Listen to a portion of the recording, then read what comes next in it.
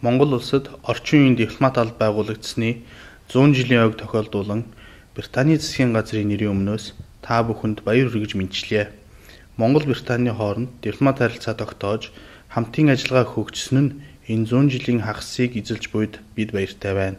Сүүлийн жилүүдэд хоёр орны харилцаа хамтын ажиллагаа эрчимтэй хөгжиж Монгол улс Аз Тэвдэх Британий чухал түнш болсныг онцлон тэмдэглэхэд таатай байна. Монгол Британий харилцаа цаашид өргөн хөгжихийн ерөөлийг дэвшүүлье. Монгол улсын дипломат албаны түүх тоог тохиолдуулан Их Британий ерөнхий сайдаас баяр хүргэж мэндчилгээ дэвшүүлсэнд мөнөө талархаж байна.